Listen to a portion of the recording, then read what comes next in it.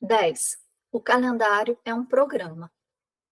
O que é realmente um calendário? Calendário deriva de uma palavra em latim que significa livro de contas. O primeiro dia de cada mês do calendário juliano, o antecessor do gregoriano, era chamado calendas. Era nas calendas que se pagava as contas e as dívidas. É familiar para ti? Leva-nos de volta ao tema do tempo é dinheiro. Não admira que tempo é dinheiro esteja impregnado na nossa consciência e cultura. E esse parece ser o principal propósito do calendário que usamos. Para manter o controle nas nossas contas, pagar as despesas e marcar as nossas reuniões. Talvez não pensemos nisso desta forma, mas o calendário que usamos programa-nos para usá-lo da forma que usamos. Mas serão todos os calendários assim? Nada mais que um programa arbitrário para tomar conta dos negócios. E o Sol, a Lua e as estrelas? Ok, vamos guardar este assunto em sua mente. O calendário é um instrumento de programação. Programa a cultura, as pessoas, a sociedade que usa. Cria um laço de feedback entre a mente do usuário e o seu programa.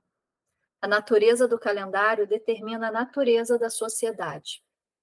O calendário gregoriano é arbitrário e irregular. Raramente pensas em fatores naturais quando usas este calendário. 1º de janeiro não corresponde a nenhum solstício ou equinócio ou alguma coisa natural. Com um programa destes, claro que não vais pensar nas estações ou na lua quando usas este calendário. É quase como este calendário está a manter-te fora da fase com a natureza. Talvez perguntes: o que é que um calendário deverá fazer? Um calendário deve ser um instrumento de medida que, de alguma maneira, te põe a ti e o teu planeta numa relação de harmonia com a Lua, o Sol e talvez também as estrelas na galáxia. O calendário gregoriano pretende ser um instrumento de medida da órbita solar da Terra. É o que realmente significa um ano, o tempo que leva a Terra a dar uma volta ao Sol. O calendário gregoriano tem sim uma medida de 365 dias, o número de dias dessa órbita, mas as suas unidades de medida, os meses, não correspondem uns com os outros. Não são, na verdade, uma norma de medida. Nem as subunidades de medida, os 7 dias da semana, correspondem aos meses. Os meses e as semanas muito raramente se sincronizam, mas correm de uma maneira acidental em relação uns aos outros. Muitas pessoas dizem: que diferença que isso faz?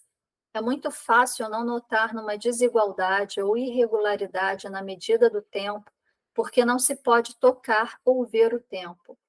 Mas será que deixávamos passar uma tal desigualdade numa régua? E se fôssemos em frente e construíssemos coisas com uma régua irregular, não sairiam defeituosas ou desleixadas?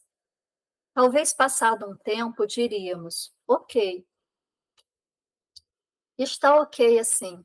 Baixamos o nosso nível para acomodar estas construções desleixadas. Mas ficarias bem com estas subnormas de medida de objetos e formas no espaço? Sim, baixamos a cabeça a estas subnormas e irregulares medidas de tempo, pensando que não importa, que talvez seja já um efeito de aceitação por tanto tempo desta medida irregular. Se o espaço afeta os nossos sentidos, o tempo afeta a nossa mente. Portanto, os efeitos de um tempo desonesto na nossa mente talvez seja muito sutil, mas muito pior do que os efeitos de um espaço desonesto nos nossos sentidos. Podemos todos desenvolver uma mente desonesta sem darmos por isso. Uma mente desonesta não veria o mundo desonesto e criaria problemas para si própria sem saber. Não apenas isto, mas pensaria que todos os seus problemas vêm de algum lugar fora de nós próprios. Estaríamos sempre a olhar para os problemas lá fora, em algum lugar, não indo à raiz. Nunca teríamos as verdadeiras soluções. Não interessa a quantidade de leis que criaríamos para controlar os problemas. estas leis, mesmo assim, não lidariam com o problema de raiz. Isto porque uma mente desonesta está a criar problemas. E a mente desonesta é uma função do calendário desonesto. Mas este calendário é um dogma. E toda a gente diz: e depois? Não será esta uma daquelas situações catch-22?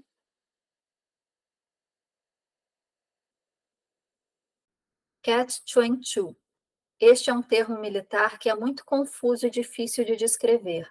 Basicamente, significa que se houver uma lei, seja ela qual for, existe sempre uma exceção a ela. Isto é só olhando para os efeitos que o calendário tem como norma de medida irregular. Predispõe a mente para aceitar as desonestidades do dia a dia.